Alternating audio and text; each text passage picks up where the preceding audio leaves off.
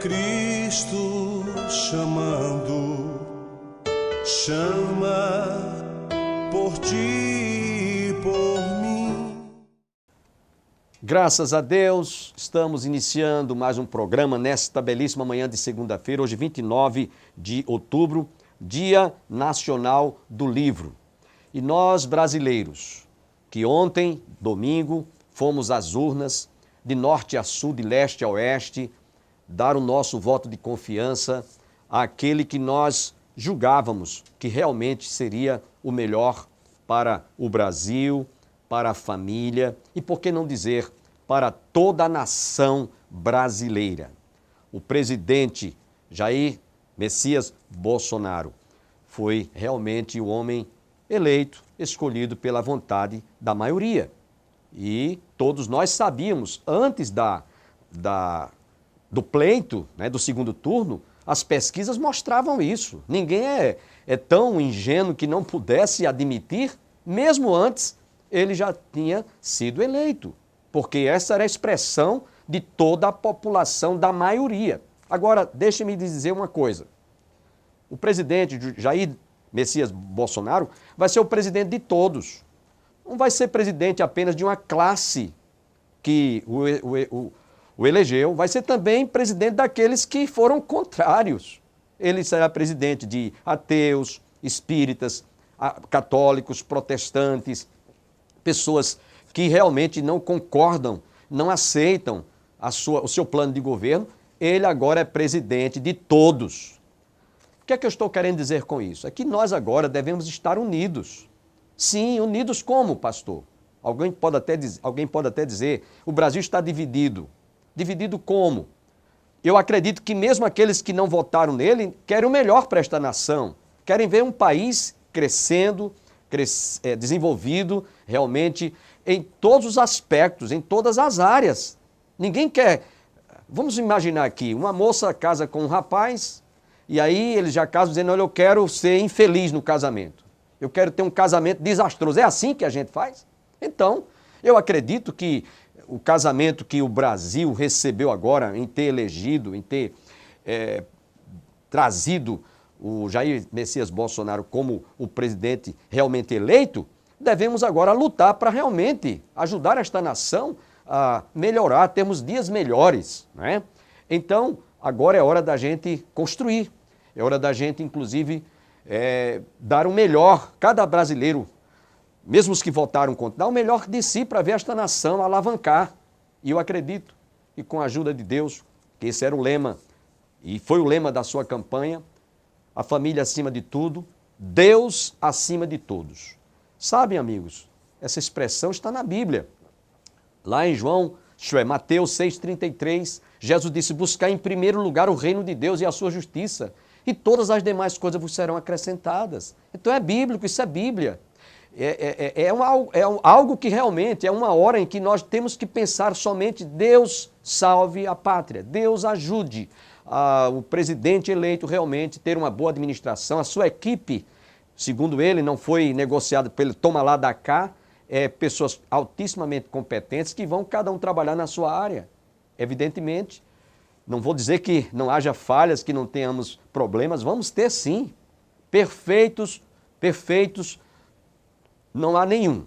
Perfeito só Jesus. Então, eu acredito que agora é hora da gente arregaçar as mangas das camisas, cada um, e dar o melhor de si como brasileiro. Amém? Vamos orar e em seguida estaremos ouvindo a segunda parte desta mensagem que nós iniciamos na última sexta-feira como tema os efeitos da fé.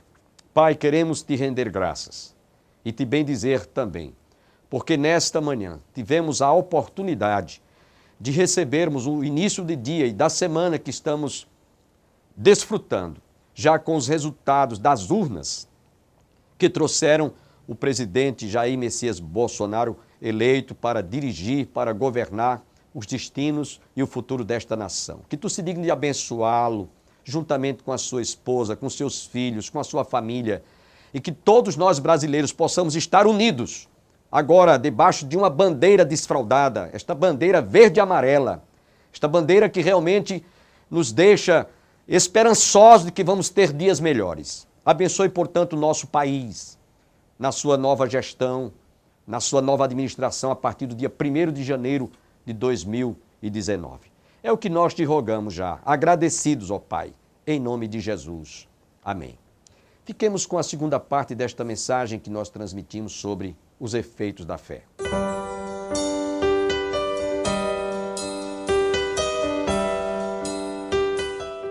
Porque a fé exige um feedback, a fé exige uma resposta, tem que ter um retorno, não é somente de um lado, tem que haver a resposta de lá para cá.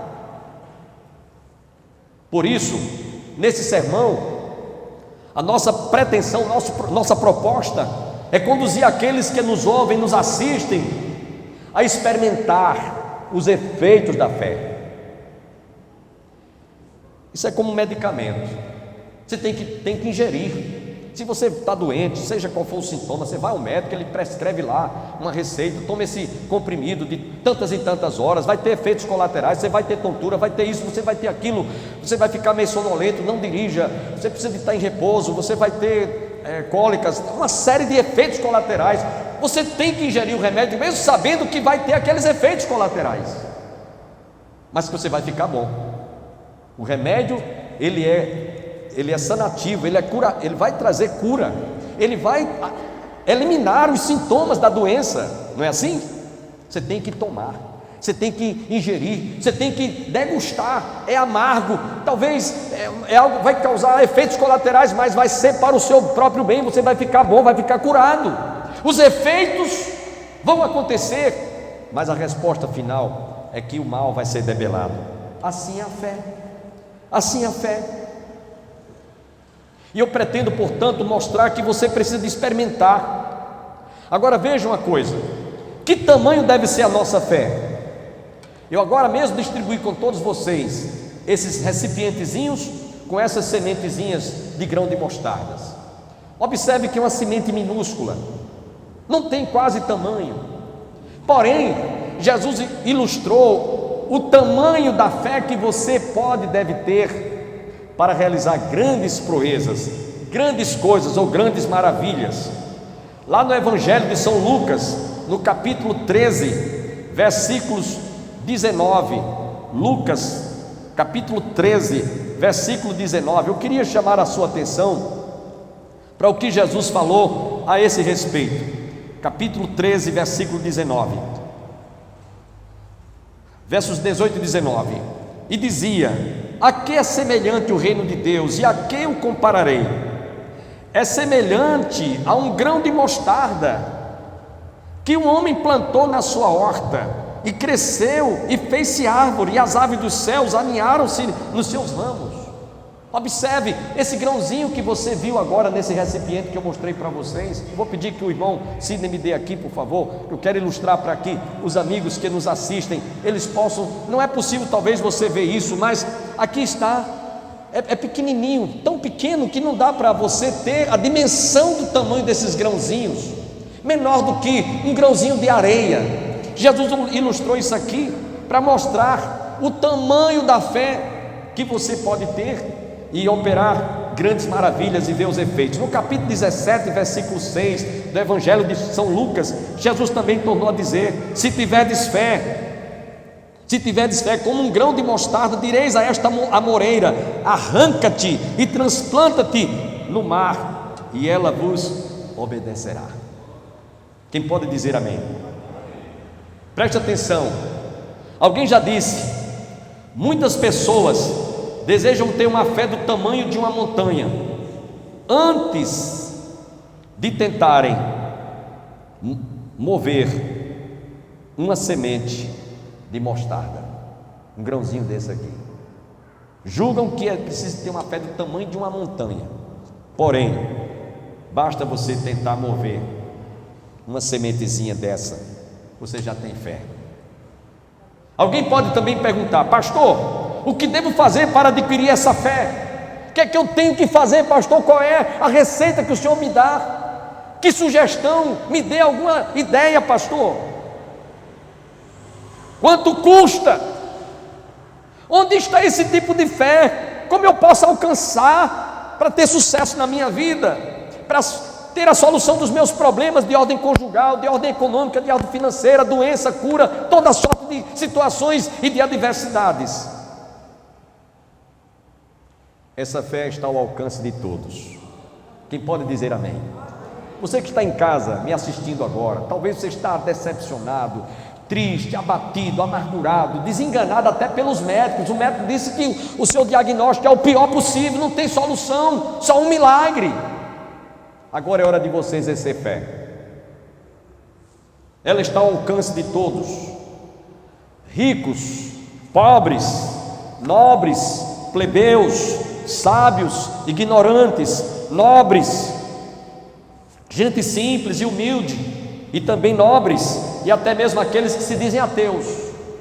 Talvez até você que esteja do outro lado agora me assistindo, diga: olha, eu não acredito em nada disso que o senhor está falando aí, isso para mim é balela, eu não acredito em nada disso. Deixa-me lhe dar aqui algumas definições. A primeira delas que eu queria dar é a que está aqui na Bíblia, para que haja efeitos daquilo que você realmente vai acreditar, crer ou exercer fé. A Bíblia diz: ora, a fé é a certeza de coisas que se esperam e a convicção de fatos que não se veem.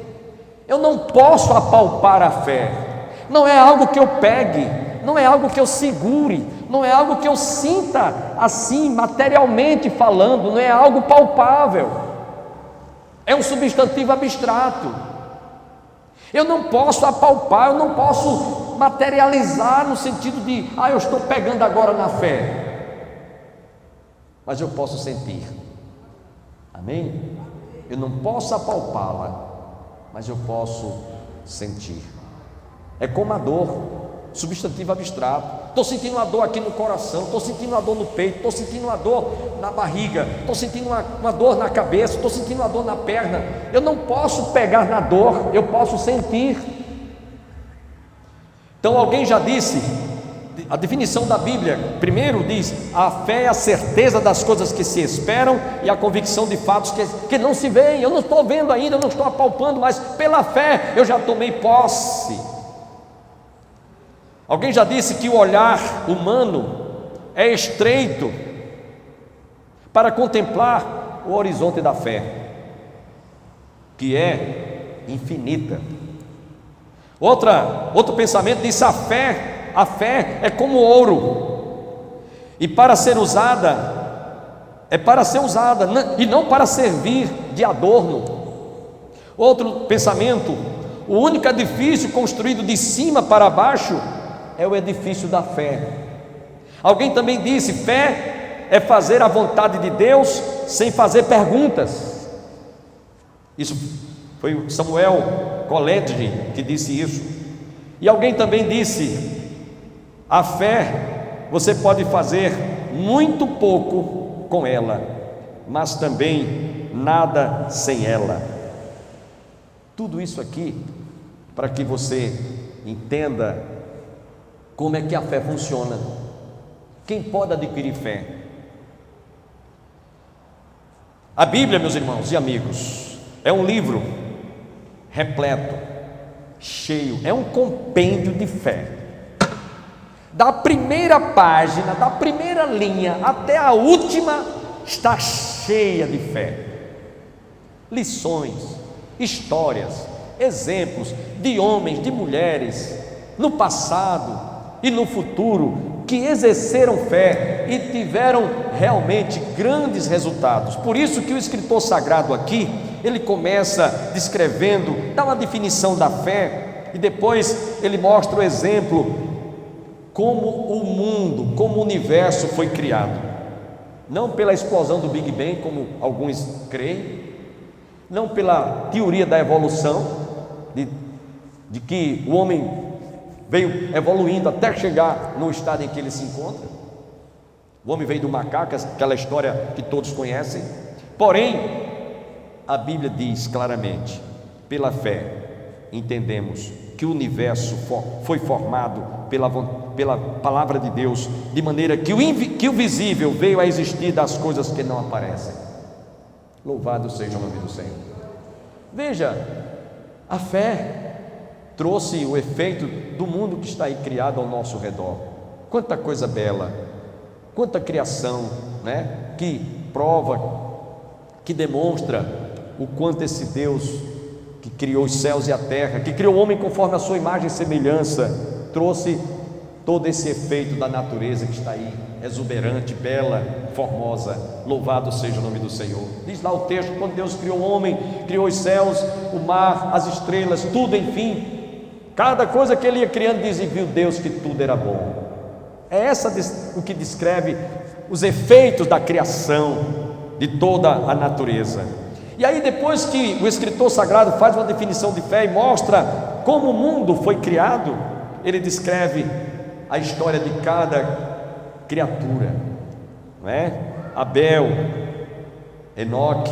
Então ele sai citando Noé, os patriarcas Abraão, Isaac, Jacó. Ele vai citando nominalmente, falando cada personagem que se relacionou com Deus, que teve intimidade com Deus, que aprendeu a exercer fé nesse relacionamento, podemos dizer, transcendental, nesse relacionamento que o homem pode obter em qualquer lugar, em qualquer circunstância, em qualquer época, sem precisar de fazer algum concurso, sem precisar de fazer estágio, sem precisar de fazer alguma prova, para poder dizer, eu agora sou PhD, eu agora atingi o nível maior, agora eu sou graduado na fé. Isso não existe.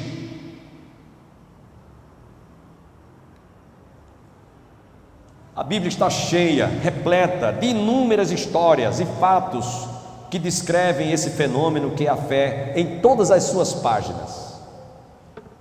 Não podemos esgotar esse assunto num simples sermão como esse de 40 minutos, ou de meia hora, ou de uma hora. O assunto é vasto. Eu jamais tentaria convencer ou fazer uma explanação, uma exposição sobre a fé num culto como esse. Aqui é apenas uma pequena amostra grátis, como um grãozinho de mostarda desse, como uma sementezinha dessa, para tentar abrir a sua mente e você realmente chegar a conclusões que a fé tem efeitos. Portanto, não podemos esgotar o assunto em um sermão. Nós somos pobres demais para falar de um comensurável, inesgotável assunto, que embora seja composto, como eu disse a princípio, apenas de uma sílaba, composta de uma consoante e uma vogal, fé, embora seja apenas uma sílaba, tem uma magnitude infinitamente inalcançável em seus efeitos. Começando pelos textos que eu citei para vocês. Lá no livro do profeta Isaías, capítulo 51, versículo 15, chama a atenção dos irmãos e dos amigos, para que vocês entendam o que nos diz a palavra de Deus. Isaías 51, versículo 15: Pois eu sou o Senhor teu Deus, que agita o mar, de modo que bramem as nações, o Senhor dos exércitos é o meu nome.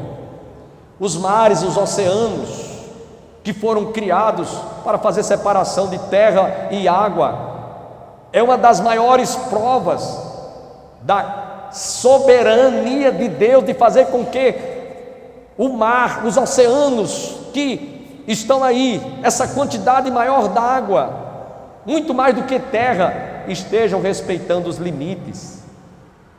O efeito daquilo que Deus criou até hoje obedece. Aí você pode até dizer, mas tem tsunamis? Tem sim.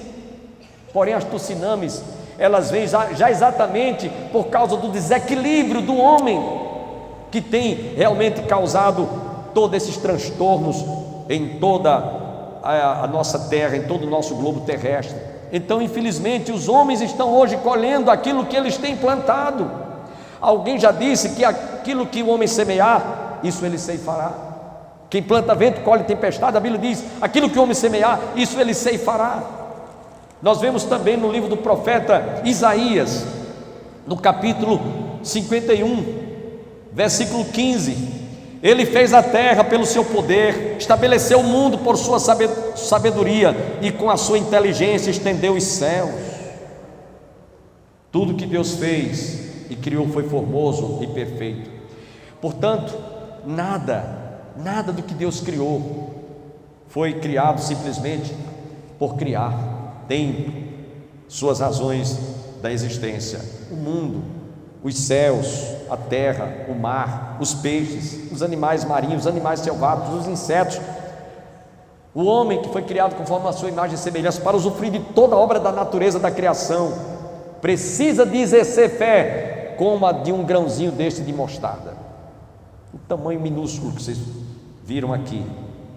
E nesse capítulo que nós lemos, por cerca de 24 vezes, pode depois fazer a contabilidade, você vê a expressão fé. Por quê? Porque eu estava meditando,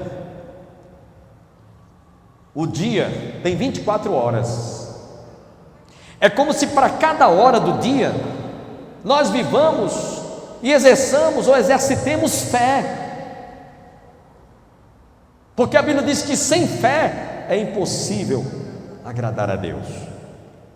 E eu queria nesta noite trazer apenas 5 exemplos, eu vou ser muito rápido. Eu vou citar 2 exemplos do Antigo Testamento, de uma mulher e de um adolescente que exerceram fé e tiveram efeitos magníficos, efeitos maravilhosos. E vou citar 3 exemplos do Novo Testamento, apenas para a gente concluir o nosso sermão. O primeiro exemplo que eu queria citar está lá no livro de Josué, capítulo 2, versículos de 1 a 21. É a história de uma mulher que era prostituta chamada Raabe. Eu vou ser breve por causa da hora, mas eu quero somente lembrar que essa mulher morava numa cidade chamada Jericó. As vezes que eu fui a Israel, 11 vezes que nós estivemos visitando Israel, em todas elas nós visitamos Jericó.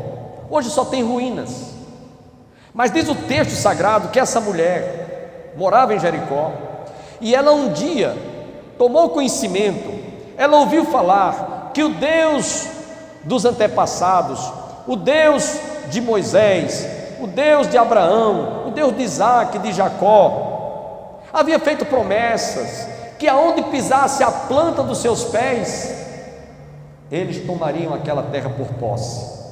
E ela ouviu falar nisso, e diz o texto sagrado que esta mulher, quando tomou conhecimento que Josué, sucessor de Moisés, estava se aproximando de Jericó para tomar aquela terra e tomar posse mesmo, ela, quando recebeu a visita de 2 espias que foram lá como espiões para ver a terra e depois tomarem posse da terra, aquela mulher os acolheu. Os homens da cidade de Jericó quiseram a cabeça daqueles 2 homens, ela os acolheu, ela escondeu eles. Eles não foram entregues para serem mortos, porque eles iam ser mortos. Mas ela então fez um apelo, ela fez um pedido. Ela pediu que quando eles chegassem a tomar posse daquela terra, porque ela acreditou que aquela terra seria tomada por Josué, a vida dela e a dos seus fossem poupadas, as suas vidas fossem poupadas. Veja o que ela disse aqui, capítulo 2, eu queria ler apenas essa passagem, é importante. Antes que os espias se deitassem, ela foi ter com eles ao eirado, e lhes disse, verso 9, capítulo 2 de Josué: bem sei que o Senhor vos deu esta terra, e que o pavor que infundis caiu sobre nós, e que todos os moradores da terra estão desmaiados, porque temos ouvido, olha aqui que ela diz, temos ouvido que o Senhor secou as águas do Mar Vermelho diante de vós, quando saíeis do Egito, e também o que fizeste aos 2 reis dos amorreus. Então ela historiou os acontecidos. Ouvindo isto, desmaiou-nos o coração, e em ninguém mais há ânimo algum por causa da vossa presença, porque o Senhor vosso Deus é Deus em cima nos céus e embaixo na terra.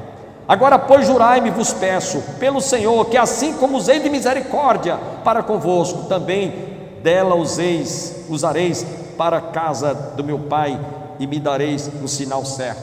Então eles disseram: olha, realmente, quando nós viermos tomar posse dessa terra, se você estiver em casa com toda a sua família, coloque lá um fio de escarlate, coloca lá um lençol, coloca lá uma faixa vermelha, para sinalizar que esta casa, ela vai ser poupada, todos que estiverem aí dentro guardados.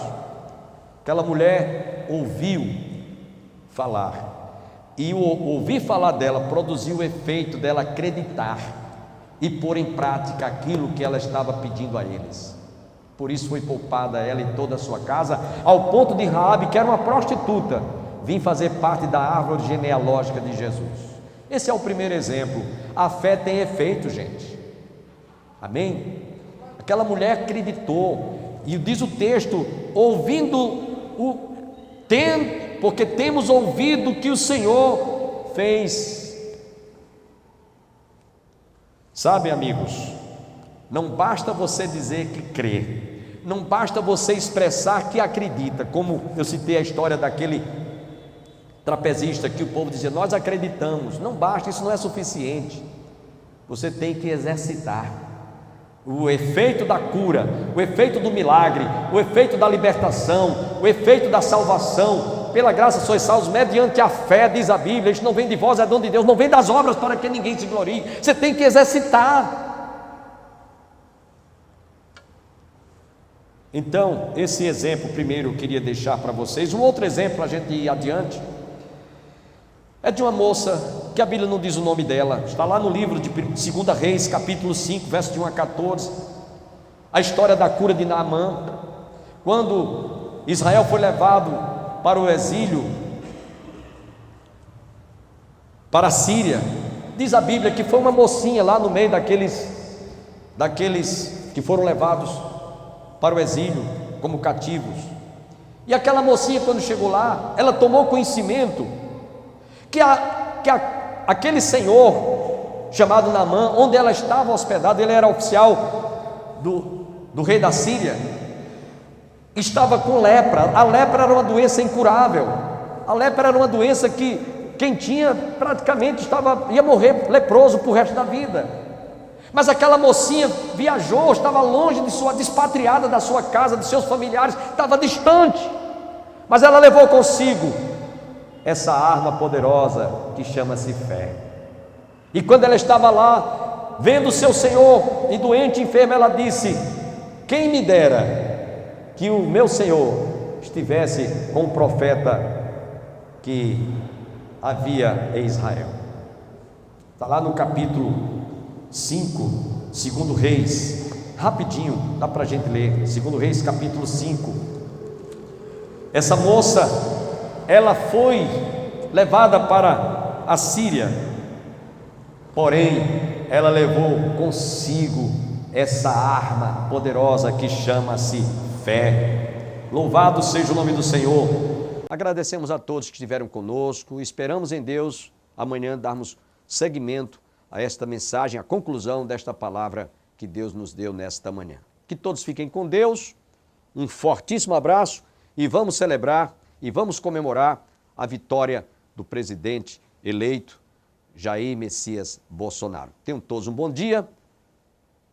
Tenham consigo esta palavra, esta frase que não é minha, é do presidente eleito: a família acima de todos, Deus acima de a família acima de tudo, Deus acima de todos. Que Deus abençoe a vocês, tenham todos um bom dia e até amanhã.